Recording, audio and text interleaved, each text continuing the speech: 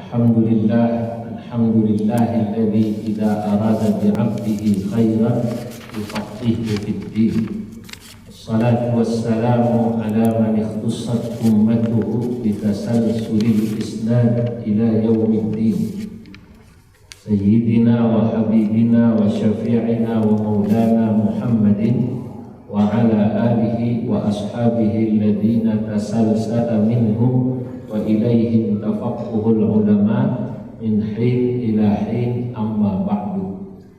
Yang sama-sama kita muliakan Bapak Adam Mulawarman yang malam hari ini sementara didaulat menjadi dubesnya NU. Tadi kan tentu Pak Dubes bukan dubesnya NU saja, tapi tadi itu warga NU bergembira Bapak dianggap bagian daripada keluarga besar Nahdlatul Ulama ya. Begitu juga para diplomat yang hadir di sini, hadir Bapak Atas Pertahanan, Bapak Kolonel Budi, semuanya beserta Ibu, Pak Adam dengan Ibu, Pak Budi dengan Ibu, Pak Kolonel Sulaiman dengan Ibu, Pak Boy ini Pak Boy ini ya saya menyebutnya Menteri Perhubungan.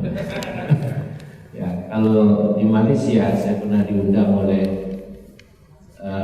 timbalan Menteri Pengangkutan. Menteri Perhubungan itu kalau di Malaysia Menteri Pengangkutan Pak. Tentu Abdul Aziz saya pernah diundang di Malaysia ceramah maulid oleh Menteri Perhubungan di sana atau Menteri Pengangkutan di Malaysia.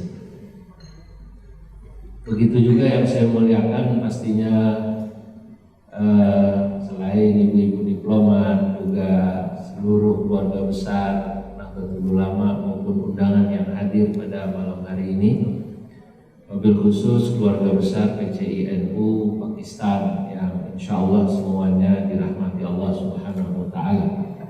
Malam ini satu kehormatan saya dapat hadir di sini dalam satu acara yang boleh dikatakan ini bedah buku pertama saya yang saya hadiri, karena secara resmi maksud saya, bahwa sudah saya jelaskan di beberapa forum, karena memang semula rencana bedah buku ini akan dilaksanakan pada Muktamar NU di Lampung, yang ketua panitia berbicara pada saya karena kitab ini yang saya tulis dicetak oleh Pak Wapres Pak Kiai Ma'ruf Amin, karena beliau bergembira gitu. Saya menulis tentang kakek beliau yang juga kakek kami. Kebetulan memang ibu kandung saya adik beliau, adik pas gitu. Jadi saya memanggil Pak Ma'ruf Amin kalau dalam bahasa Banten Abawa, kalau orang Jawa Pak D gitu ya. Orang Jawa bilang apa namanya? Pak D. Nah, lalu panitia muktamar menyampaikan pada saya mungkin nanti akan diagendakan bedah buku yang beliau akan berbicara, membuka bedah buku itu, dan mungkin para dubes di Indonesia diundang untuk hadir. Tapi dubes luar negeri Pak, dubes luar negeri diundang memperkenalkan Syekh Nawawi, ya ulama yang tadi disebut oleh Pak dubes kita di sini Pak Adam, satu di antara sekitar 8 atau lebih ulama Indonesia yang sangat terkenal di Arab Saudi atau di Haramain. Itu betul karena memang Syekh Nawawi menurut Snow Kubro di dalam bukunya yang dia tulis Mekah pada abad ke-19 yang kalau diterjemahkan kurang lebih begitu bahasa Inggris, Snow menulisnya dalam bahasa Jerman lalu diterjemahkan dalam bahasa Inggris, lalu oleh pemerintah Arab Saudi diterjemahkan dalam bahasa Arab pada tahun 2000 dengan judul Safhat min Tarikh Makkah, beberapa lembar dari cerita tentang Makkah. Snow Kubronya sangat terkenal di Indonesia ya. Dia ada yang bilang mata-mata kan gitu kan ya, tapi dia basically seorang antropolog. Dia menulis dalam buku itu Mekah begitu detail sekali, sampai bagaimana rumah-rumah Mekah pada abad itu. Yang menarik pada beliau menulis tentang ulama-ulama Indonesia, dan beliau tulis secara khusus Syekh Nawawi kurang lebih hampir 15 halaman. Dan kesimpulan Syekh Nawawi, kesimpulan Snow Kubronya pada masa itu, beliau katakan ulama dulu belum ada Indonesia, dulu adanya Jawa. Dulu orang Banten disebutnya Jawa, Dulu orang Sumatera, Minangkabau pasti dia sebut Minangkabawi Al-Jawi, pasti Jawa. Orang Aceh pun Al-Acehi Al-Jawi. Dulu orang Garut Al-Qoruti Al-Jawi. Apalagi orang Jawa. Semua Jawi. Orang Sumbawa Sumbawi Al-Jawi. Al-Padani orang Padang Paatan itu Al-Jawi. Iya, karena kalau dia bilang Padang orang nggak tahu Padang mana itu Padang. Begitu Padang Jawa, oh Jawa saya tahu. Nah, dulu orang Bima juga Al-Bimawi Al-Jawi.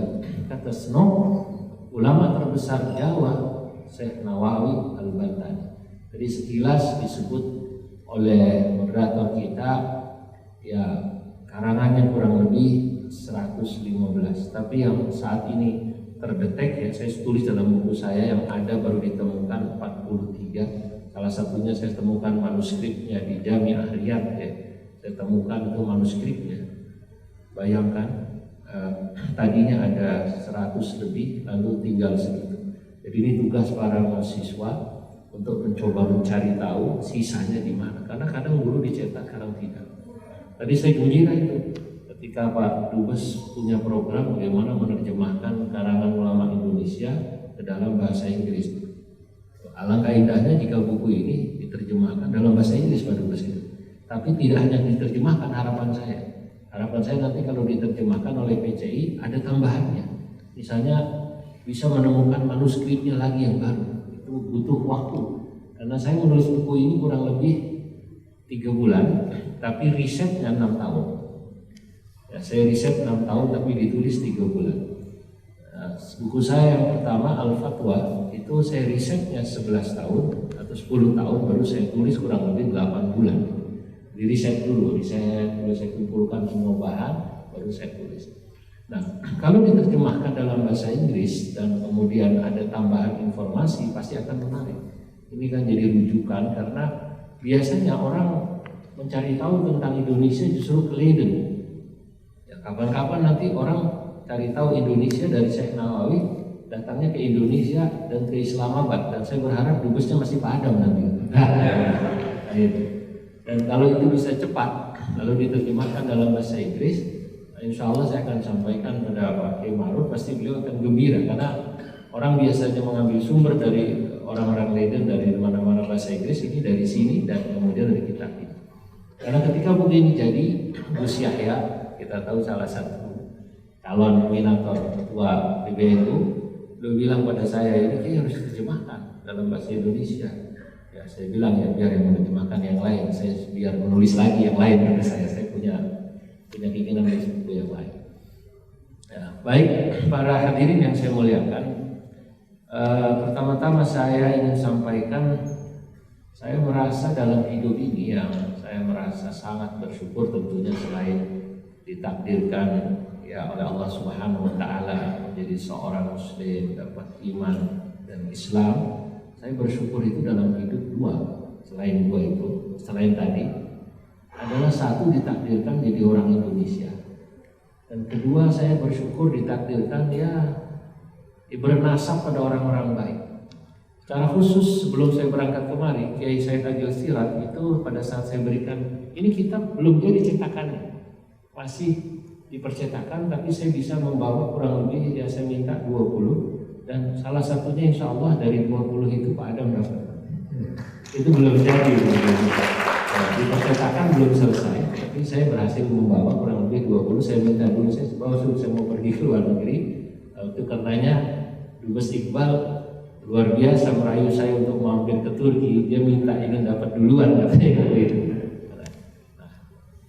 Nah, saya bersyukur selain jadi orang Indonesia ini, saya bersyukur ditakdirkan Allah ya mendapatkan kemuliaan bernasab pada orang-orang mulia.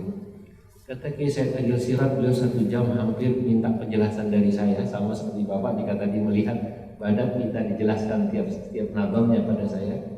Itu beliau minta dijelaskan per kalimat. Karena saya menulis ini dalam bentuk sastra Arab.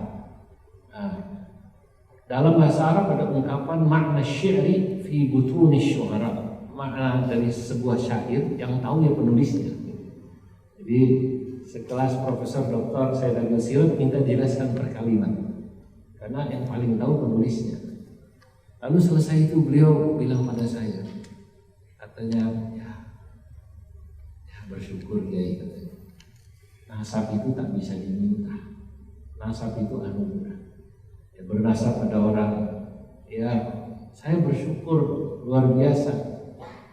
Saya ini siapa, saya masih muda, tapi saya kalau bertemu kiai-kiai sepuh di Jawa, termasuk di Purworejo, ada namanya Ki Halwani Berjan.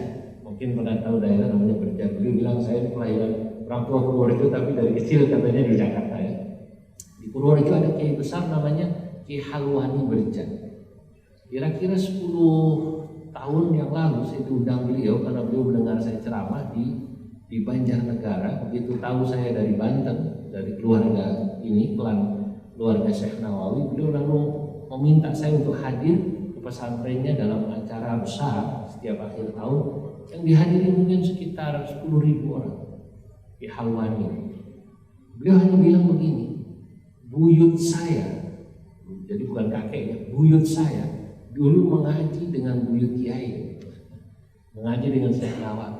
Karena itu kami harus menghormati keluarga Banten, karena buyut saya mengaji dengan buyut kiai. Dalam tradisi Jawa kita diajarkan taklim muta'alim hanya karena dulu ayahnya pernah mengaji maka dihormati. Saya sangat bersyukur. Tapi dengan itu juga satu sisi saya punya beban berat. Sebab kalau kita hanya mengandalkan nasab orang tua kita hebat, kalau kita hanya tak bisa melakukan apa-apa, malu. Kata seorang penyair Irak namanya Ma'ruf Ar-Rasafi, beliau katakan begini, wa syarrul alamin adawu khumuli idza fakhartahum dhakarul jududa wa khairun nasi dhu hasabin qadimin aqama li nafsihi hasaban jadida.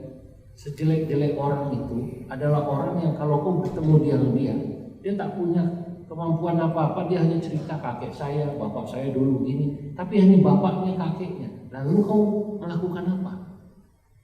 Sebaik-baik orang itu, kata Ma'ruf Ar-Rasafi, wa khairun nasi dhu hasabin qadimi, adalah orang yang nasabnya ke atas bagus, tapi aqama li nafsihi nasaban jadida atau hasaban jadida, tapi dia juga memiliki karya atau sesuatu yang membuat dia dikenal orang.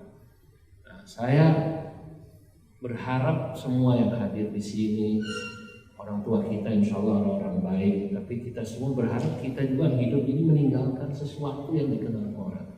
Termasuk tadi para mahasiswa yang sudah dikatakan oleh Pak Dubes agar menulis itu salah satunya orang akan dikenal orang karena tulisannya. Salah satu Syekh Nawawi tulisannya 115, maka disebut oleh saya dalam kitab ini wa min kibari ulama Jawa, di antara ulama terbesar Jawa atau Indonesia adalah Syekh Nawawi Al-Bantani. Saya sebut dalam mukadimah saya katakan ma taraka aliman min ulama Indonesia atau Jawa illa wa akhadha anhu au akhadha min talamidatihi au akhadha min kutubihi ila waqtina al-hal.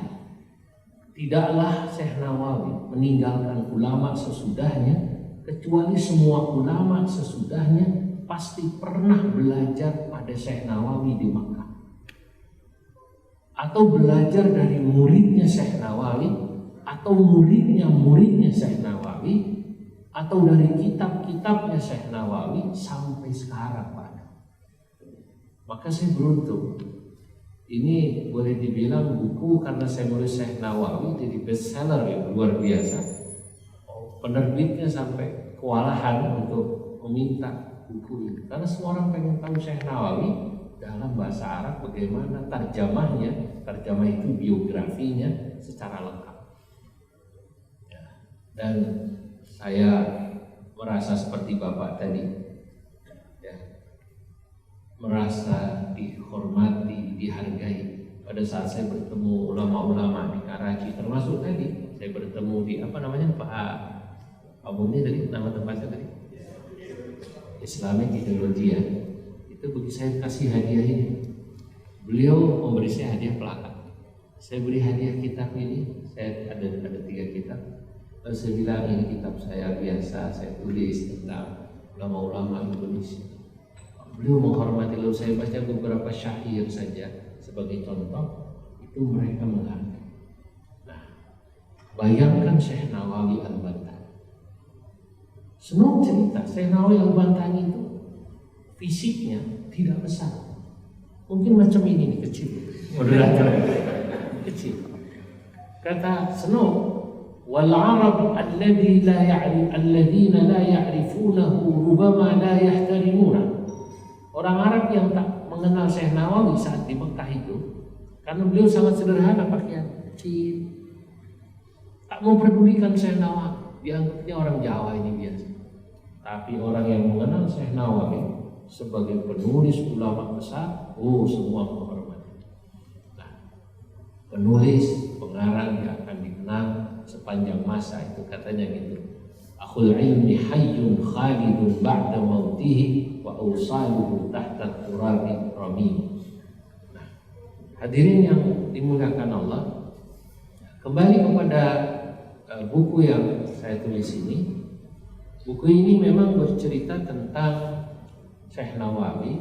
Kata saya, hayatuhu wa asruhu wa fiqhuhu wa qutbuhu allati hawat afkarahu wa thumma tanaitu bi bayani athri. Jadi buku ini berisi pertama tentang bagaimana Syekh Nawawi Al-Bantani. Kalau kita lihat di sini, hayatuhu, saya tulis tentang kehidupannya dari mulai lahir di Banten. Syekh Nawawi lahir 1813, persis ketika Kesultanan Banten runtuh. Pada saat itu Banten runtuh awalnya tahun 1808. Itu diserang oleh Dendles. Kalau kita baca sejarah Dendles, ketika dia mau bikin jalan Anyer Panarukan, kita tahu sejarah, warga Banten berontak Sultan. Lalu perang Dendles, jatuh Banten 1813. Persis pada saat jatuh Banten, Syekh Nawawi lahir. Jadi Syekh Nawawi pada saat lahir sudah tidak ada lagi Kesultanan Banten. Padahal saya tulis dalam buku saya ini, Kesultanan Banten itu untuk di Jawa itu adalah kesultanan pertama yang mendatangkan ulama-ulama Timur Tengah ke Banten untuk mengajarkan kitab. Tahun 1640 kurang lebih 1640. Tentu lebih dulu Aceh, lebih dulu mana? Aceh. Tapi belakangan Banten, lalu Sultan Mataram itu memanggil ulama-ulama dari Arab. Ketika putra dari Sultan Abdul Mafakhir berangkat ke Mekah, bertemu dengan Syarif Mekah. Syarif itu gubernur Mekah, yang dia adalah wakil daripada Daulah Turki Utsmani. Kita tahu pada saat itu yang menguasai Mekah adalah Turki Utsmani. Lalu dikirimlah kemudian ulama-ulama ke Banten, lalu juga kemudian ke Mataram. Pangeran Diponegoro, kita tahu itu hidup lebih dulu, lahir daripada Syekh Nawawi. Itu sudah mengkaji kitab-kitab fikih klasik mazhab Syafi'i, kitab besar. Bayangkan pada masa itu sudah ngaji kitab takrib, sudah kaji kitab Mahalli atau Kanzur Raghibin. Dari mana ini? Ya, itu tadi dari ulama-ulama Timur Tengah yang dikirim ke Mataram dan juga ke mana namanya Banten, sehingga kemudian Indonesia, kalau kita lihat terutama Jawa, disitulah kenapa mulai mengenal fikih mazhab Syafi'i. Kalau tadi Pak Dubes tanya penyebaran Islam, tentu penyebaran Islam awalnya memang antara dari dua, ada teori dari Gujarat dan juga teori dari Yaman, ini yang paling kuat ya. Tapi itu penyebaran Islam pertama. Tapi kalau kita bicara tentang kemudian keilmuan, sehingga kemudian orang Indonesia dan orang Jawa dalam arti Nusantara ya, meliputi Jawa, Sumatera, Kalimantan, Sambas, Sulawesi, termasuk ya Al-Bugisi dari Sulawesi, itu semuanya kira-kira pada abad ke-17 atau 18, dan guru-gurunya semua dari Haramain, dari Mekah, Madinah. Itu mulai kemudian Islam datang ke Indonesia secara masif, para ulamanya, dan mulailah orang Jawa atau orang Nusantara belajar kitab-kitab Mekah. Nah, ini dari sisi kehidupan. Syekh Nawawi belajar agama dari orang-orang tuanya dulu, ayahnya, uaknya, kemudian baru beliau sesudah dari Banten ke Purwakarta. Di Purwakarta itu ada ulama namanya Syekh Yusuf Purwakarta. Kuburannya ada di belakang Masjid Agung Purwakarta. Maka dalam syair saya sebut wa Yusuful awwalu sundawi wa sumbula waini wa misri. Syekh Nawawi punya dua guru namanya Yusuf. Yusuf yang pertama Sundawi. Saya bilang dari Sunda. Kemarin Syekh tanya, Sunda dari mana Sunda? Sunda ya Sunda. Ismu mantiqah di Jawa, oh Sunda. Jadi bayangkan kitab ini menjelaskan nama daerah. Jadi Sunda terkenal ke luar negeri gara-gara kitab ini. Saya sebut Sunda. Bima saya sebut, Minangkabau saya sebut, Bugis saya sebut di kitab ini. Jadi kitab ini menjelaskan Indonesia atau Nusantara secara utuh. Ulama-ulama. Nah, kemudian sesudah belajar di Indonesia sampai umur 15 tahun, Syekh Nawawi baru pergi ke Mekah belajar. Sempat pulang setelah beliau 3 tahun, tapi berangkat lagi ke Mekah. Tadi sudah dijelaskan karena beliau vokal pada pemerintah Belanda, khotbah-khotbahnya vokal. Akhirnya beliau balik lagi ke Mekah sampai akhir hayatnya. Syekh Nawawi umurnya sampai wafat kurang lebih 85 tahun. Syekh Nawawi itu belajar di Mekah kurang lebih ya sampai umur 45 tahun baru menulis. Ini menarik. Jadi beliau baru memulai menulis ketika umur sekitar 45 tahun. Di buku saya ini saya jelaskan dalam bentuk tabel mana bukunya yang ditulis awal, mana buku yang ditulis akhir. Bukunya yang saya anggap ditulis akhir itu adalah Naso'il Ibad. Naso'il Ibad itu ditulis saat Syekh Nawawi usianya 80 tahun. Ya. Tapi ada bukunya ditulis pada saat Syekh Nawawi umurnya 45 tahun. Jadi Syekh Nawawi tidak langsung menulis, tapi beliau tadi riset dulu, mengumpulkan bahan dulu, dan begitulah buku sebaiknya. Walaupun buku tak akan pernah sempurna. Orang kalau nulis buku kata Syekh Nawawi, pastilah buku itu begitu jadi. Lau abdalah hadza, lau ghayyara hadza, lau begitulah. Andai kata ini diganti, alakan ahsan, pasti lebih bagus. Tapi katanya orang sana bilang buku yang paling bagus adalah buku yang sudah dicetak. Ya, buku yang paling bagus yang sudah dicetak. Nah, Syekh Nawawi kenapa menjadi ulama terbesar? Karena nanti sesudahnya hampir ulama Indonesia semua belajar pada Syekh Nawawi. Yang paling fenomenal mungkin saya sebut beberapa saja. Pertama, saya sebut muridnya Syekh Nawawi yang paling fenomenal. Fatarmasi wal Khalil dzul athar wa Asnawi man bihi judruh tabar. Di antara yang fenomenal adalah satu Syekh Mahfud Termas. Syekh Mahfud Termas ahli hadis, murid Syekh Nawawi yang sangat terkenal. Karangannya ada di buku ini lebih daripada 30. Walaupun tetap lebih banyak Syekh Nawawi, tapi karangannya besar-besar. Syekh Mahfud Termas. Ini sangat dihormati di Mekah. Lalu ada lagi Syekh Khalil. Khalil itu Syekhona Khalil Bangkalan ya. Syekhona Khalil Bangkalan Madura terkenal. Lalu di Bogor, kalau ada orang Bogor, muridnya Syekh Nawawi lagi yang terkenal namanya Syekh Mukhtar Atarik Bogor. Lalu di Bogor juga muridnya Syekh Nawawi Tubagus Falak. Nah, lalu juga nanti di Purwakarta ada Mama Sempur Purwakarta. Nanti di Garut ada muridnya Syekh Nawawi namanya Syekh Hasan Mustafa Al-Qaruti. Al-Qarut maknanya Garut. Garut itu kalau di Arab Al-Qaruti.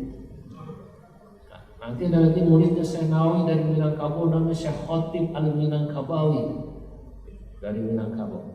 Dari Minangkabau juga muridnya Syekh Nawawi namanya Syekh Abdul Karim. Ayahnya Buya Hamka itu muridnya Syekh Nawawi. Kemudian juga dari Sumbawa namanya Syekh Zainuddin As-Sumbawi. Sangat banyak muridnya Syekh Nawawi. Tentu saya katakan dalam buku saya, wa talamidatuhu katsiratun la tuhsa. Muridnya Syekh Nawawi sangat banyak, saya pasti nggak bisa menulis semua, tapi yang saya tulis paling tidak yang memiliki banyak pengaruh-pengaruhnya. Yang paling terbesar pengaruhnya menurut saya, kenapa kemudian Syekh Nawawi itu begitu fenomenal? Di antara dua muridnya, selain banyak menjadi penulis, saya katakan wa minhum man assasal madrasata wa harrakal kifaha wal hurriyata Muhammadiyatun bidahlana tashar wa nahtatun bihashimin qadistahar. Ini yang paling fenomenal. Semua murid Syekh Nawawi begitu kembali ke Indonesia membangun pesantren. Tradisi pesantren mulai ada sudah Syekh Nawawi. Besar-besar pesantren, madrasah besar-besar. Sesudah itu mereka selain membangun pesantren, wa harrakal kifaha wal hurriyata, mereka melakukan gerakan perlawanan pada Belanda. Salah satunya mungkin murid Syekh Nawawi terkenal adalah Syekh Arsyad Qawi yang melakukan pemberontakan Geger Banten. Itu terkenal Geger Banten itu 1887 Geger Banten. Namanya Syekh Arsyad. Itu Geger Banten, dan beliau kemudian dibuang oleh Belanda di Manado. Saya ingat Bung Karno sampai pidato di Banten. Kata beliau, kalau tidak ada Syekh Arsyad Qawi, kita nggak merdeka. Karena nasionalisme itu ternyata dikobarkan oleh Syekh Arsyad. Syekh Arsyad ada dua, Arsyad Qawi karena orangnya tinggi, Arsyad bin As'ad, dan yang satu Arsyad Qasir karena orangnya pendek, Arsyad bin As'ad. Tentu bukan hanya dua ini, banyak sekali. Pertanyaannya, dari mana murid-murid Syekh Nawawi melakukan pemberontakan yang di Aceh, di mana-mana? Ternyata menurut Snow dalam buku itu dari Syekh Nawawi. Syekh Nawawi memang tidak pulang, tapi ngomong, kamu berontak sana, kamu berontak sana. Karena kata Snow, saya dengar sendiri, saya lihat sendiri ketidaksukaan Syekh Nawawi pada penjajah. Dari situlah murid-muridnya kemudian melakukan pemberontakan. Secara khusus dia tulis satu pasal dalam buku Snow itu, pengaruh jamaah haji yang pergi haji pada masa itu terhadap pemberontakan Belanda. Ditulis satu pasal. Menurut Snow, ya, real. Pemberontakan di Aceh, di Lampung, di Banten itu terpengaruh oleh jamaah haji. Jamaah haji belajar daripada ulama-ulama di Mekah. Itu kemudian mereka begitu pulang ditandai. Nah, inilah menurut saya kenapa kemudian saya katakan dalam kitab ini wa atharuhul ilmiyah bil ajyal al-Indonesia. Saya katakan apa pengaruh keilmuan Syekh Nawawi bagi generasi Indonesia sesudahnya. Salah satunya selain keilmuan menulis, membangun pesantren adalah menanamkan nasionalis. Jangan heran, karena dua di antara murid terbesar Syekh Nawawi itu adalah satu Ki Hasyim Asy'ari dan Ki Ahmad Dahlan. Kita tahu Ki Ahmad Dahlan mendirikan Muhammadiyah dan Ki Hasyim Asy'ari mendirikan NU. Itu kenapa dua tokoh ini pasti sangat terpengaruh dari dulu. Nah, di NU Pak Sulaiman, kami itu diajari cinta agama dan cinta tanah air itu dalam satu tarikan nafas. Bagi kami di NU dan saya pikir sama di Muhammadiyah, NKRI final. Gak perlu ada tawar-menawar lagi. Jadi kalau ada orang yang masih mempertanyakan NKRI, pengen bikin negara khilafah atau apapun, dia pasti tidak pernah baca sejarah. Kenapa? Kalau orang membaca sejarah, mereka tahu bagaimana susah payahnya ulama NU dan Muhammadiyah mendirikan Indonesia. Karena lebih dulu Muhammadiyah dan NU daripada Indonesia, kita tahu. Indonesia berdiri 1945. Sementara NU dan Muhammadiyah jauh sebelumnya. Pertanyaannya, kenapa NU dan Muhammadiyah begitu cepat menyebar di seluruh Indonesia, cabangnya dan pengikutnya? Jawabannya sederhana, karena jaringan Makkah. Itu begitu Kiai Hasyim Asy'ari pulang mau bikin NU, teman-temannya yang dulu belajar sama saya Nawawi di Mekah sama saya Mahfud dikasih tahu, kalau pakai bahasa anak sekarang, bro, aku mau bikin NU, gabung ya, gabung semua seluruh Indonesia. Muhammadiyah juga begitu. Maka ini begitu cepat ya karena dua hal. Dan dulu NU Muhammadiyah rukun sama, tak ada masalah. Kalau orang Pak yang sama-sama pintar itu pasti nggak akan ribut NU Muhammadiyah karena gurunya sama. Kiai Hasyim Asy'ari dan Kiai Ahmad Dahlan selain sama-sama berguru dengan Syekh Nawawi, beliau berdua sama-sama berguru di seorang ulama namanya Syekh Soleh Darat di Semarang. Makanya sama gitu. Hanya karena Kiai Ahmad Dahlan lebih tua sekitar 5 tahun dari Kiai Hasyim Asy'ari. Kiai Hasyim Asy'ari biasanya memanggil Kiai Ahmad Dahlan Mas. Ya umumnya orang Jawa kan biasa kalau kita angkatan begitu Pak, Mas atau Bang gitu kan. Gitu. Tapi sama. Maka dulu coba kita dengar Idam Khalid sama Buya Hamka pergi haji bareng satu kapal. Itu yang menarik kalau sholat subuh. Ketika Idam Khalid jadi imam salat subuh, beliau malah tidak kunut karena makmumnya ada Buya Hamka. Waktu itu ada jamaah NU tanya, Pak Idam Khalid kan beliau kan wakil perdana menteri waktu itu dan tua NU kita tahu. Kenapa kok tidak kunut? Kata Idam Khalid, makmum saya ini tak semuanya NU, apalagi ada Buya Hamka. Saya hormati. Lagi pula kunut itu sunnah. Sekali-kali tidak kunut tidak apa-apa untuk menghormati jamaah di belakang ulama terutama orang atau teman-teman Muhammad. Besoknya di perahu itu, di kapal laut itu dulu pergi haji masih kapal laut. Giliran Buya Hamka ngimamin subuh. Di luar dugaan Buya Hamka kunut. Allahumma hdina fi man hadayit. Mungkin jamaah NU bilang, mulai kapan Buya Hamka NU itu? Afina fi man afait. Kaget. Begitu pula ketika ditanya, Buya Hamka bilang, makmum saya tak semuanya Muhammadiyah, makmum saya juga banyak yang NU. Sesekali saya baca doa kunut menghormati. Al-hurmatu khairun minat ta'ah. Menghormati sesama itu nilainya kadang lebih tinggi daripada ibadah itu sendiri, karena itu akhlak. Begitulah sesungguhnya Imam Syafi'i dulu pernah ke Irak. Irak itu daerahnya Imam Hanafi, yang madhab Hanafi kita tahu seperti di sini tidak kunut kan. Nah, Imam Syafi'i biasanya kunut, di Irak beliau tidak kunut.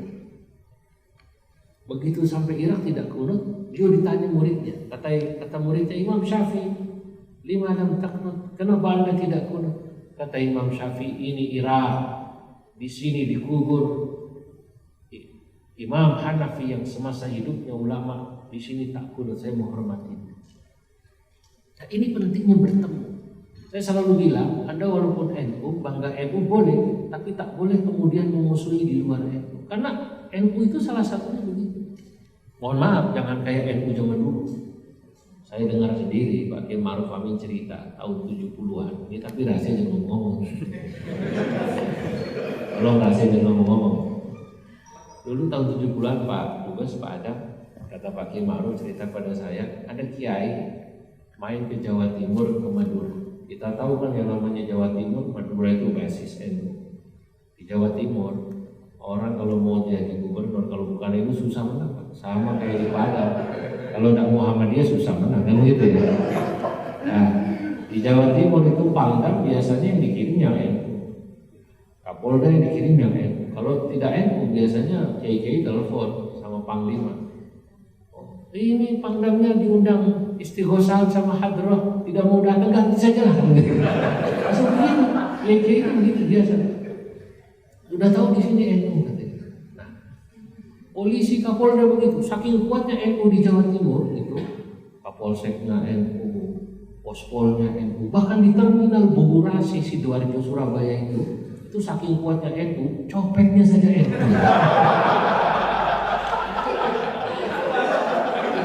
Saking kuatnya NU. Nah, kemudian tahun 70 itu Kiai gimana dia cerita pada saya, Allah alam apa beliau langsung apa siapa sih, tapi beliau bilang bisa jadi beliau langsung. Beliau ke Madura, ditanya orang Madura, ngomong-ngomong Islam di Madura ini sekarang berapa persen? Alhamdulillah Islam di Madura 90%-nya. Pikir Kiai 10% sisanya ya. Kata Pak Kiai, tolong yang 10% perinciannya bagaimana? Pikir Kiai kan Kristen sekian, Hindu. Yang 10% Muhammadiyah. Nah, itu karena tidak pernah ketemu Pak. Kalau orang ilmunya cukup dia tahu Muhammadiyah. Saya penting menurut saya datang berkunjung ke satu negeri. Tadi saya sampaikan dalam pertemuan ya Pak Boy ya, saya datang ke sini ingin lihat langsung bagaimana Islam di Pakistan. Sebab di Indonesia ada persepsi buruk sebagian terhadap ulama di sini yang dianggap karena faktor Afghanistan, alumni di Uban kita tahu itu, lalu dianggapnya ini bisa jadi radikal segala macam. Nah, ternyata saya bisa memetakan oh beda antara madhab salafi, mana yang ekstrim, mana tatarruf radikal. Nah, saya bisa membedakan. Nah pentingnya bertemu gitu. NU Muhammadiyah harus sering ketemu supaya mereka kemudian bisa saling memahami mana bagian-bagian yang mau kita tahu. Karena menurut saya Indonesia terlalu besar, tak bisa Indonesia itu kemudian pemerintah mengerjakan sendiri tanpa bantuan NU, Muhammadiyah, Persis dan lain sebagainya. Kita tahu NU madrasahnya puluhan ribu kan begitu Pak, rumah sakitnya ribuan, kampusnya ribuan, begitu. Muhammadiyah juga begitu. NU tak bisa menyelesaikan juga sendiri urusan umat kalau tidak ada Muhammadiyah.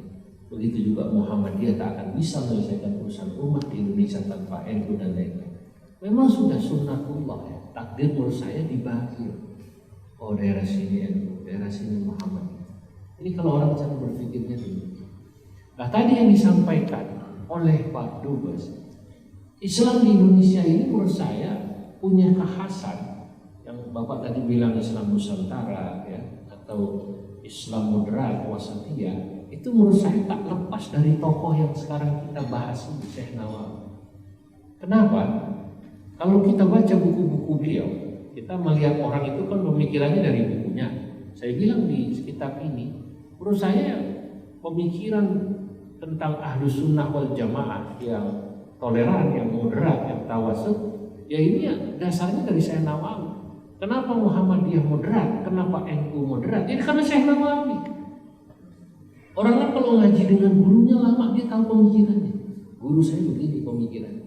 Maka kata saya dalam buku ini dalam syair, wa nasyaru minhaja ahli sunnah tab'an li nahjil Mustafa wa mamma. Murid-murid Syekh Nawawi lalu menyebarkan manhaj ahli sunnah wal jamaah.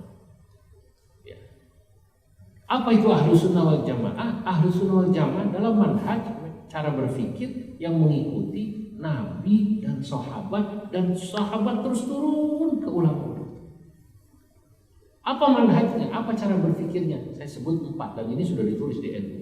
Tawassutun tawazunu tidalu tasamuhun fasma' lima yuqalu mujaniban ta'nifan aw tatarrufan musahiban takriman aw talattufa mu'tamidan bil ash'aril kalami wa bil ghazali wal junaidi fahari wal ta'khudan li qawli man yu'tamadu in syi'ta min arba'atin fatuhmadu wa habbada Muhammad ibn Idris imam sya'bina ka khairil jalis.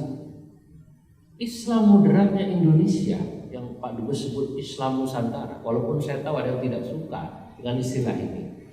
Saya ingin jelaskan karena saya pernah jadi pembicara mewakili Pak Kiai Ma'ruf di Belanda dalam International Conference on Islam Nusantara di Vrije University Pak.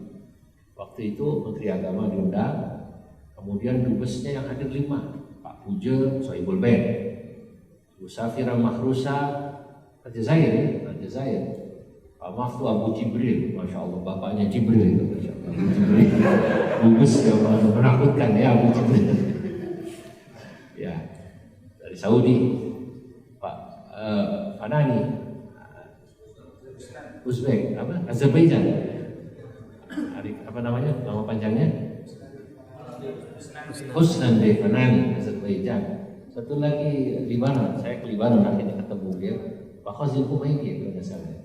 Nah, itu di Vrije seluruh ilmuwan Eropa diundang. Nah, saya diminta karena yang hadir saya juga, saya ini sering ya ginilah kenasiban mewakili, tapi mewakili yang enak. Mewakili keluar negeri itu buat saya ya supaya saya juga menambah wawasan saya. Karena katanya orang Kullama izdada al-mar'u minal ilmi kullama izdada minal wasatiyah. Orang itu kalau pengalamannya banyak, ilmunya banyak, pasti tambah moderat. Orang yang kaku, radikal itu pasti kurang piknik begitu. Makanya orang Kemlu kan rata-rata moderat, ada piknik terus gitu. Nah, saya ini oleh Kiai di NU katanya Kiai sering keliling. Saya itu sudah 30 negara saya keliling, kecuali Amerika. Tapi sudah mulai ada tawaran dari Pak Wawan di Los Angeles katanya. Pak Wawan sudah oke, nanti kapan-kapan after pandemi kata saya. Lah, itu di sana saya jelaskan apa itu Islam Nusantara. Dulu pada zaman Syekh Nawawi disebutnya Islam, orang-orang Jawa itu orang Nusantara. Disebutnya Islam Nusantara. Yang menarik, ini Snook ya yang bilang. Mungkin orang kan belum tahu. Snook bilang orang Jawa atau orang Nusantara pada masa itu sudah terkenal akhlaknya bagus. Sudah terkenal akhlaknya bagus dan dihormati. Cuman ada yang jealous ya. Pak Adam kalau pernah haji umrah ibu ya, kita ibu-ibu yang sudah haji umrah, ingat nggak kalau kita di Mekah nawar barang suka diledekin. Indonesia beli. Pernah dengar ya? Bakhil. Ini sejak zaman Syekh Nawawi kata Snook sudah ada. Biasanya ada yang jelas karena orang Indonesia sukses dulu Pak. 5.000 pelajar saat itu di Mekah, 2.500-nya orang Jawa. Kuat orang Jawa, dagang hebat kuat. Orang Jawa. Orang Jawa sejak dulu, apalagi jamaah haji, memang lembut. Kadang-kadang dikerjain kata Snook. Tapi ada juga yang baik. Orang-orang yang senang hormat sama orang Jawa senang. Orang Jawa walaupun bahasa Arabnya dikenal dengan bahasa Arab salah paham. Sejak dulu orang Indonesia itu kalau ngomong bahasa Arabnya salah paham Pak Dubes. Bahasa Arab salah paham itu saya mengartikan gini. Orang kita ngomongnya sebenarnya salah bahasa Arabnya, tapi yang dengar paham. Itu namanya yang penting yang dengar paham. Makanya bahasa Arab salah paham. Kalau nggak percaya Ibu, keluar dari Masjidil Haram, kemudian ditawarin kudungan sama pedagang. Siti Rahmah, khamsa riyal, gitu kan? Khamsa riyal. Dilihat tangannya. Mau nawar 2 riyal bingung orang Indonesia. Dia ingat salat subuh. Wan rakaataini. Maksudnya riyalaini, dia bilang rakaataini. Untuk yang dagang paham, kata yang dagang fardhan lillahi ta'ala, Allahu Akbar. Nah, ini namanya bahasa Arab salah paham. Nah, jadi sejak dulu menurut saya Nusantara itu sudah disebut pada saat itu oleh Snook Nugroho. Dulu cuma kadang-kadang disebutnya Juzur Arkhabi Al-Malai, kadang-kadang disebut Nusantara, kadang-kadang Juzur Al-Hindi Asy-Syarqiyah, Hindia Timur, kadang-kadang Arkhabil Melayu, Kepulauan Melayu, kadang-kadang Nusantara, kadang-kadang Jawa, tapi yang paling terkenal Jawa. Kenapa disebut Jawa? Karena dulu orang kalau pergi haji ditanya, min aina antum? Dari mana Anda? Jawa. Oh, baru paham Jawa. Padahal Patani Jawa. Thailand Bang, bilangnya Jawa. Tahun 1750 ada Persatuan Pelajar. Kalau sekarang PPI atau PPIM di sini namanya ya. Maaf, dibalik PPMI. Dulu namanya PPJ, Persatuan Pelajar Jawa, pada tahun 1750, bisa dicek itu. Itu ketuanya siapa? Ketua pelajar Jawanya Syekh Dawud Al-Fatani. Dari Patani Thailand, tapi nama organisasinya dulu Persatuan Pelajar Jawa. Anggotanya Syekh Abdus Somad Al-Palimbani, kampungnya Ibu ya. Syekh Abdus Somad Al-Palimbani itu anggotanya, tapi disebutnya Jawa. Siapa lagi? Syekh Arsyad Al-Banjali, itu anggota PPJ pada masa itu. Ada lagi saya catat, saya ingat, Syekh Abdul Wahab Al-Bugisi, disebutnya Jawa. Nah, apa inti Islam Nusantara atau Islam Ahlus Sunnah wal Jamaah yang saya simpulkan dari Syekh Nawawi yang diikuti oleh pendiri NU Muhammadiyah sampai sekarang? intinya satu, tawassut, moderat, tidak ekstrim kanan, tidak ekstrim kiri. Biasanya ekstrim kanan, ekstrim kiri itu kalau dalam memahami teks itu ya diterjemahkan Al-Quran dan hadis. Biasanya orang agak kanan itu tekstualis, dia hanya melihat Quran hadis, tidak menggunakan akalnya, maka agak kaku. Contoh saja, masih ada saudara-saudara kita itu yang kaku kalau melihat budaya. Ada orang baca Quran dulu belum lama pakai langgam Jawa, ingat ya? Langsung rame. Wah, ini Islam Nusantara bisa satu. Saya tuh lama di Jawa. Saya boleh sambil berdiri ya Pak supaya ngilangin ngantuk. Saya lama di Jawa Pak. Tadi kan kita dengar ini udah putus-putus. Baik. Ya, nggak apa-apa. Bisa panjang? Atau saya di sini gitu kan? Ya. Jadi saya lama di Jawa itu, saya dengar orang Jogja itu, orang Jogja, Jawa situ lah. Itu kalau baca Yasin itu lagunya lagu Jawa. Yasin wal Qur'anil Hakim, innaka laminal mursalin ala siratim mustaqim. Tidak ada yang aneh, makhrajnya bagus semuanya. Tanzilal azizir rahim, litunzira qauman ma unzira aba'uhum fahum ghafilun. Hanya karena dibawa ke istana geger. Kata saya, nih dikit-dikit orang bilang sesat, pikniknya kurang jauh. Kalau dia pikniknya jauh, dia akan tahu orang Sudan itu kalau baca Quran gayanya gaya lagu dangdut. Tanya Pak Muladi yang pernah di Mesir gitu. Bener kan? Gaya baca Qurannya kayak lagu dangdut orang Sudan, agak meliuk-meliuk gitu. Saya dengar. Saya kebetulan pernah banyak keliling itu. Nah, saya pernah ke China 2015. Saya punya teman namanya Dr. Abu Bakar, S1 S2-nya dari IUI sini. IUI sini. Dia dari sini jurusan syariah, lalu S3-nya diambil doktor di Amerika bisnis. Ini kaya raya Pak di Cina Tengah. Teman saya Dr. Abu Bakar dari suku Hui, kiai tapi kaya, pondoknya mewah. Saya diajak ke sana keliling lihat pondoknya. Sampai sana di China, saya kaget itu dengar adzan China itu lagunya Mandarin. Pas Jumatan saya dengar, saya mau ketawa takut kualat saya masih ingat adzannya. Hayya 'alas salah, hayya 'alas salah, hayya 'alal falah, hayya 'alal falah. Allahu akbar, Allahu akbar, la ilaha illallah.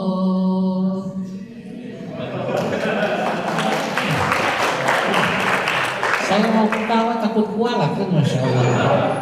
Ada asik sekali lagu Mandarin. Lalu imajinasi saya muncul. Kata saya, jangan-jangan orang Cina kalau main hadroh kayak tadi PCI, begitu asyraqal pasti lagunya lagu Jet Li.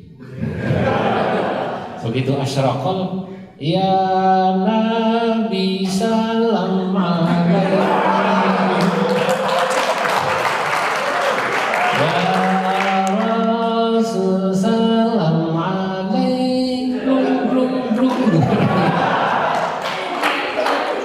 Ini kalau bukan orang yang memahami agama secara moderat, seimbang antara teks dan akal, sehingga memahami bahwa yang penting itu dalam Islam substansi Pak, bukan cover. Kami menyebutnya di NU al-ibrah bil jauhar. Beragama itu, berislam itu, Anda harus lihat esensinya, jangan sekedar cover. Oke, penting kita punya, ya katakanlah budaya-budaya atau apa yang dilakukan Nabi, misalnya bagian daripada ibadah, puasa, wirid, sholat, itu Islam. Tapi kalau kita baca Al-Quran, baca hadis, ya, ayat Quran yang berbicara tentang syariat, sholat, puasa, ibadah, tak lebih dari 500 ayat. Ayatul Ahkam, kan begitu kan? Ahadisul Ahkam, hadis-hadis itu dari 60.000 hadis yang bicara tentang ibadah, tak lebih dari 6.000, 10%. Sisanya syariat Islam itu Quran maupun hadis bicara tentang akhlak. Kenapa kita sering kali ribut? Saya jujur, kadang-kadang bertemu ya, kadang dari sini juga Pak, dari sini, saudara-saudara kita dari Pakistan, dari India, kadang-kadang hal-hal yang tidak substansi diributkan. Kenapa Anda tak miara jenggot? Karena begitu ditegur kita. Jenggot ini salah satu sunnah, ya. Tapi Anda jangan memusuhi orang yang tidak berjenggot, sebagaimana Anda yang tidak berjenggot jangan memusuhi temannya yang berjenggot. Begitu. Kalau yang mau berjenggot itu dia mengikuti sunnah Nabi, nggak apa-apa. Tapi sunnah Nabi tidak hanya jenggot. Bisa jadi dia mengikuti sunnah Nabi puasanya, bukan jenggot. Dia mengikuti sunnah Nabi akhlaknya, kesantunannya, itu lebih penting. Dan orang Indonesia ini, kalau orang mau jujur, Islam Nusantara yang Bapak sebut, salah satunya dikenal kesantunan. Saya di Mekah Pak, ketemu orang Arab, asli Arab, kelahiran Arab, tapi ayahnya, kakeknya dari Uzbek. Saat saya menunggu lempar jumrah Pak di Jamarat itu Mina, dia duduk ngobrol dengan saya. Rupanya dia menebak saya karena saya pakai sarung. Indonesia, ayo Indonesia, Indonesia ya Pak? Ya Indonesia Pak. Jakarta, ayo Jakarta. Ya saya Jakarta. Apa kata beliau? Ana ruh Jakarta marah. Saya pernah ke Jakarta sekali. Ana ruh Puncak. Saya udah pernah ke Puncak. Tahu Puncak juga dia Pak. Ana ruh Bandung, dia bilang. Saya pernah ke Bandung. Oke. Dia bilang, ana walau zurtu marra Indonesia. Saya walaupun baru sekali ke Indonesia. Dia bilang apa? Pak Dubes. Indonesia dzu khuluqin. Yang saya kenal tentang Islam Indonesia, akhlaknya bagus. Hidung saya maju 2 cm. Wah, saya merendah. Indonesia tapi ilmunya, ibadahnya kalah sama orang Arab, kalah sama orang Saudi, kata saya. Lah. Orang itu dihormati bukan semata-mata karena ibadahnya. Orang kan tak merasakan kebaikan ibadahmu kan? Anda sholat, emang dia merasakan begitu Anda sholat dia langsung enak gitu kan? Tidak.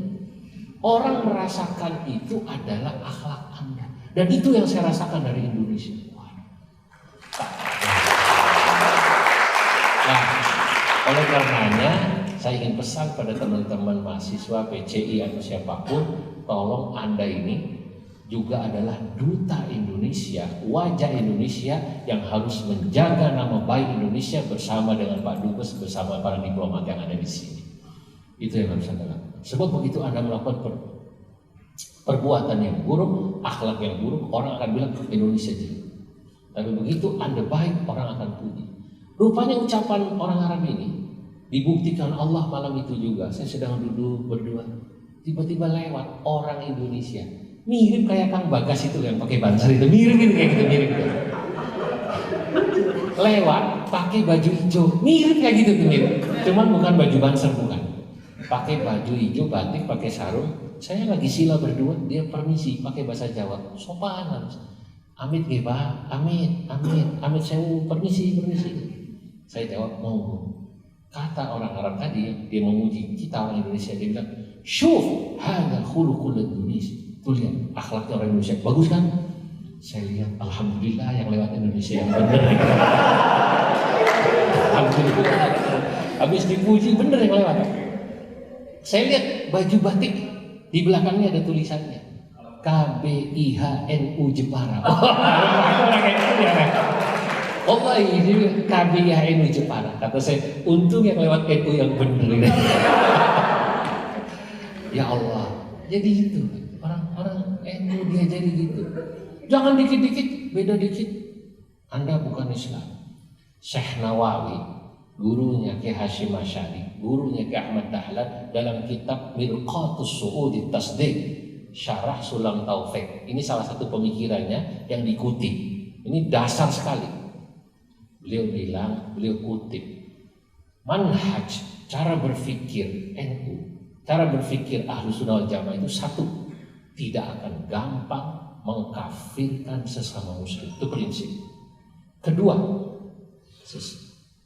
manhaj, cara berpikir Ahlus Sunnah wal Jamaah dan diikuti oleh NU Muhammadiyah tidak akan gampang memusuhi sesama muslim. Satu, tidak akan mengkafirkan. Dua, tidak akan memusuhi. Apapun agamanya, apapun ormasnya, apapun perilakunya, dia tak akan memusuhi. Karena urusan dia ini surga neraka urusan Allah, kan gitu. Apa dalilnya? Nah, ini disampaikan Syekh Nawawi dalam kitab Syarah Sulam Taufik. Karena Nabi bersabda begini. Nah, ini hadis Pak dalilnya. Kenapa kita tidak boleh memusuhi sesama muslim? Kata beliau, Nabi bersabda dalam hadis Tabarani, Baihaqi, kata Nabi, sallu khalfa man qala la ilaha illallah. Salatlah kau di belakang sesama muslim yang dia masih mengucapkan la ilaha illallah. Berarti kalau masih la ilaha illallah, mau kunut mau enggak kunut, Islam. Mau NU mau Muhammadiyah, Islam bagas. Jadi Banser jangan sampai begitu imamnya Muhammadiyah balik. Jangan. Islam, NU Muhammadiyah Islam. Dia la ilaha illallah. Kata Nabi, wasallu ala kulli man qala la ilaha illallah. Salatilah jenazah orang yang dia matinya dengan membawa la ilaha illallah. Jangan kayak kemarin itu Pak, di Jakarta kan sempat 3-4 tahun lalu geger gara-gara pilpres sama pilkada.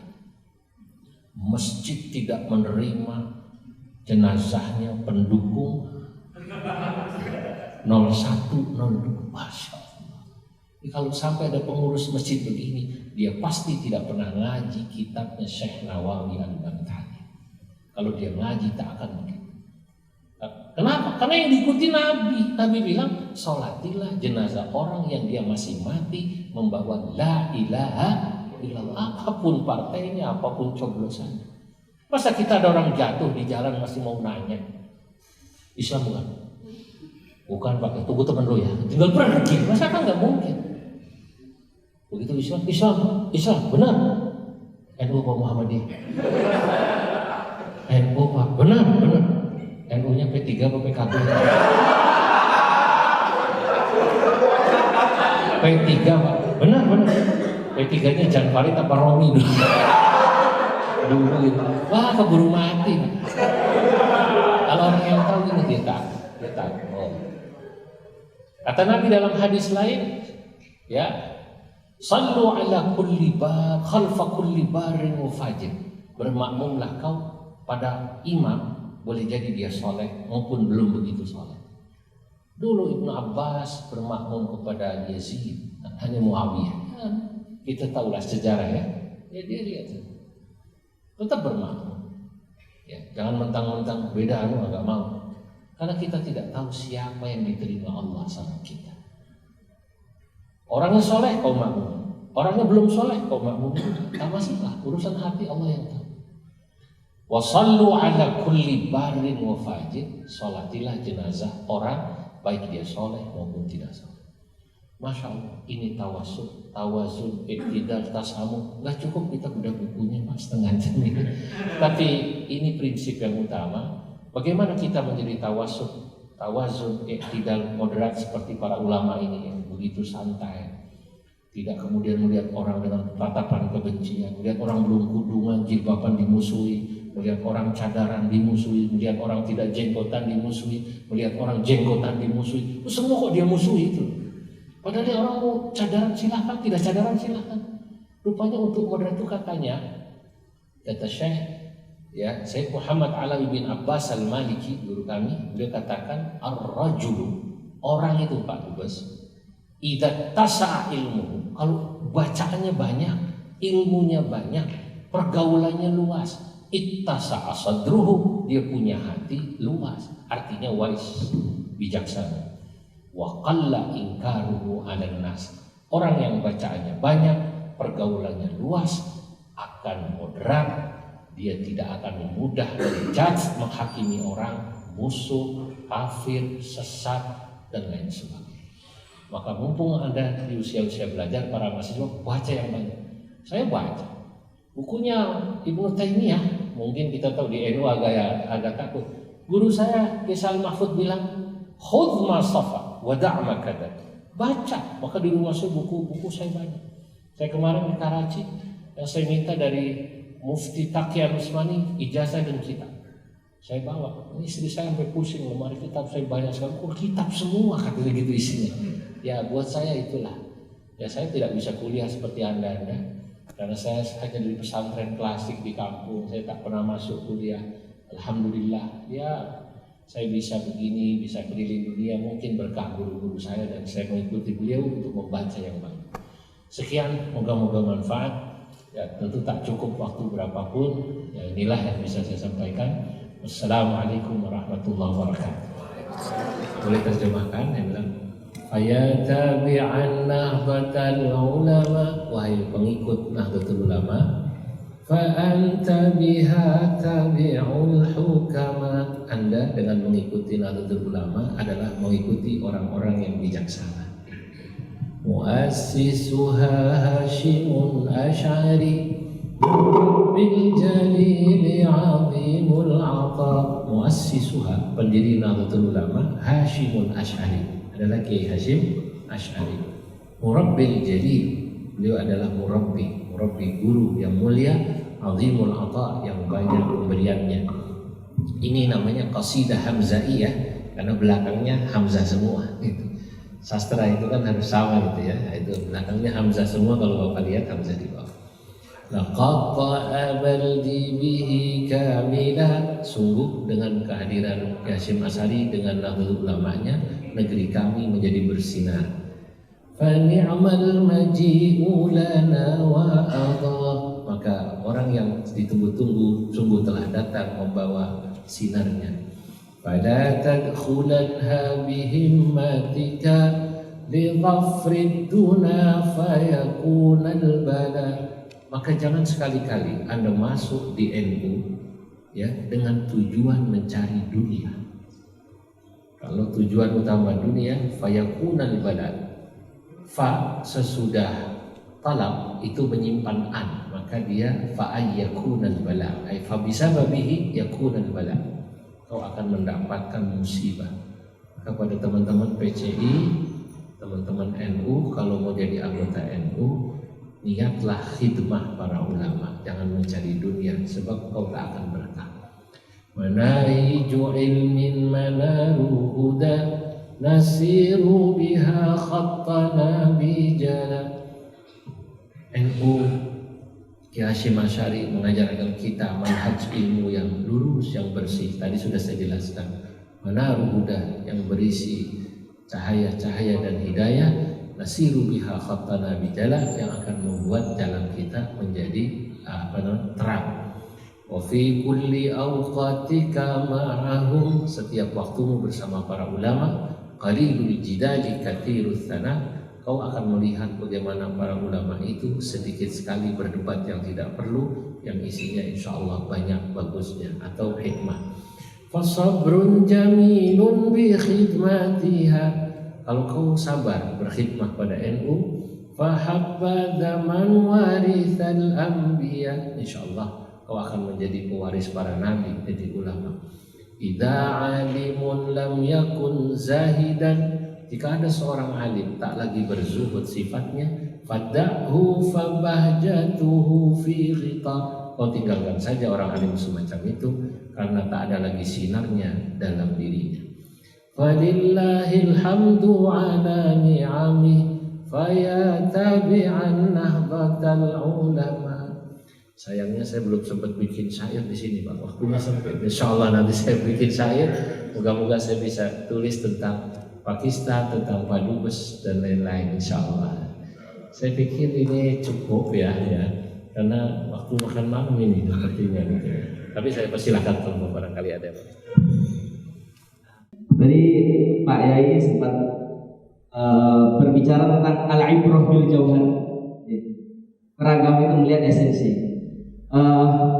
Betulan ini al-hal al-waqi'i yang terjadi di Pakistan ini. Ini bukti nyatanya adalah saya sendiri. Makanya Pak Yai lihat kami ini berjenggot karena saya ini imam di asrama. Kalau tidak berjenggot tidak bisa jadi imam ya. Nggak boleh. Jadi ini yang kami lihat di sini. Yang pertama pertanyaan kami mungkin agak sedikit menelisik sejarah yang kadang-kadang agak-agak orang-orang agak-agak takut mungkin mengungkapnya. Pada masa-masa periode pada masa-masa atau periode Al-Bantani, apakah beliau di Mekah itu sudah dekat ataukah sudah masuk masa-masa pemberontakan gerakan intoleran ini, gerakan Salafi atau Wahabi? Apakah sudah masuk di masa itu apa belum? Kalau misalnya sudah masuk, apakah juhud atau upaya-upaya dari Imam Nawawi Al-Bantani dalam menghadapi gerakan tatarruf tersebut? Gitu aja. Terima kasih. Nah, yang mau saya tanyakan Ustaz, bagaimana peran NU atau Nahdlatul Ulama ini sendiri untuk meletakkan nilai-nilai keagamaan dan kebangsaan dalam perjuangan dakwahnya sendiri, serta kami mohon nasihat Ustaz, kami sebagai generasi atau penggerak generasi di masa ini dan mungkin di masa yang akan datang, serta kita sebagai umat muslim yang mana memiliki kewajiban dan tanggung jawab untuk berdakwah dengan jalan kita masing-masing agar tetap dalam manhaj Ahlus Sunnah wal Jamaah. Ya, baik, cukup. Nah, Ya. Tadi Satu Wahyudi bilang saya kebetulan yang berjenggot, dan kalau saya tidak berjenggot mungkin tak bisa jadi imam di sini. Ya, pertama saya ingin katakan kita itu dalam beragama betul ada prinsip tadi, tapi kita juga dalam beragama itu diajarkan untuk menghormati uruf budaya satu tempat. Karena Anda berada di Pakistan ya, dan mungkin uruf di sini seorang imam harus berjenggot. Sama seperti di Jawa, seorang imam itu harus nikah dulu Pak. Kalau belum nikah nggak bisa jadi imam. Ini badan walaupun pintar, walaupun hafal Quran nggak boleh jadi imam di satu daerah tertentu karena belum nikah gitu. Nah makanya harus mengikuti. Nah itu juga bagian daripada kita menghargai ya. Nah itu agama.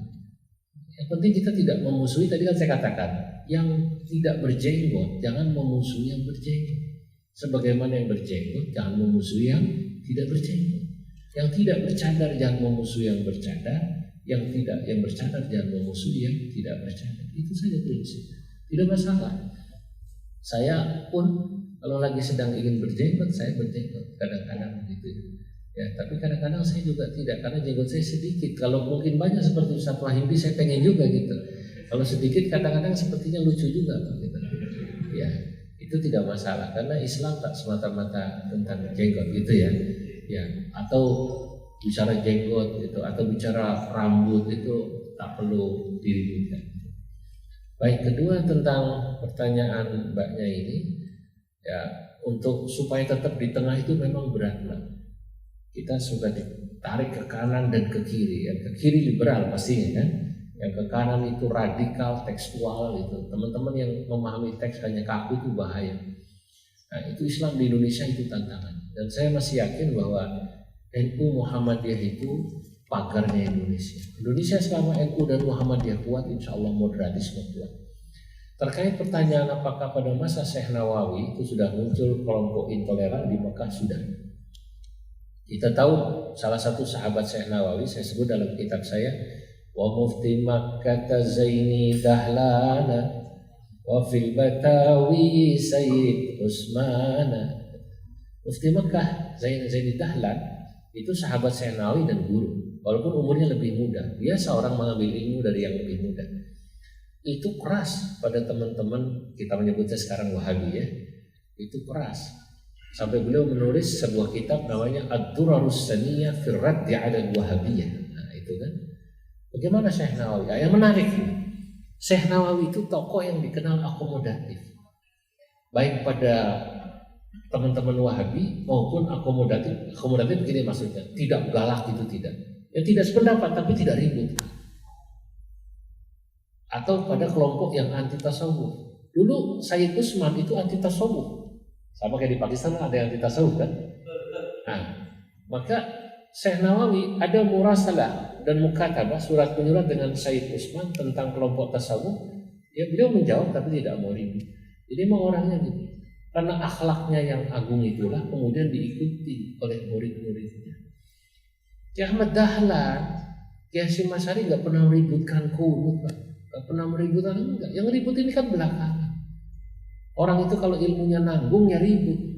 Walaupun alhamdulillah Pak Dubes, sekarang anak-anak muda itu NU dan Muhammadiyah tak pernah lagi meributkan kunut atau tidak kunut.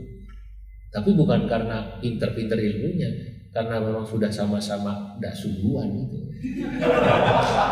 Karena sudah sama-sama gak subuhan udah gak ribut lagi, udah lah bisa ribut kalau kunut ya. Karena kita sama-sama subuhnya kesiangan katanya begitu.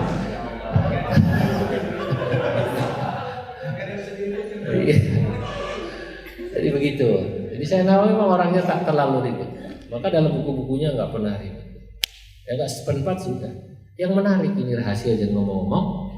Syekh Nawawi pun membaca bukunya Muhammad bin Abdul Wahab. Ada sanadnya. Ya, Anda bisa buka kitab Al-Iqdul Farid. Ya, min Jawahiril Asanid. Saya menulis buku ini itu sumber saya utama tiga sumber. Saya bilang dalam syair saya, walam akun mimma syara'tu budda min katibin mustashriqil Holanda. Saya ketika menulis tak bisa melepaskan kebutuhan saya pada orientalis Belanda. Namanya Snow Hogronya tadi saya sebut. Fa innahu asarahu wa akramah wa sakinun bi Makkah nisfasana. Karena Snow Hogronya pernah setengah tahun tinggal di Mekah, ketemu Syekh Nawawi bolak-balik. Kedua, saya bilang wa ba'dahu min yasinil badani jauharatal isnadi wal ma'ani wa qad ata bil ajabil ajabi dzikral asanidi bilad tirabi. Kedua, saya berhutang dari Syekh Yasin Al-Badani. Baru ketiga, mu'tamidan tarajumil akhyari, ya, dan selanjutnya. Maka bacalah itu. Dan insya Allah saya hadiahkan satu set kitab saya buat PCINU sebagaimana saya hadiahkan buat Pak Dubes. Insya Allah baca saja nanti ya. Cukup.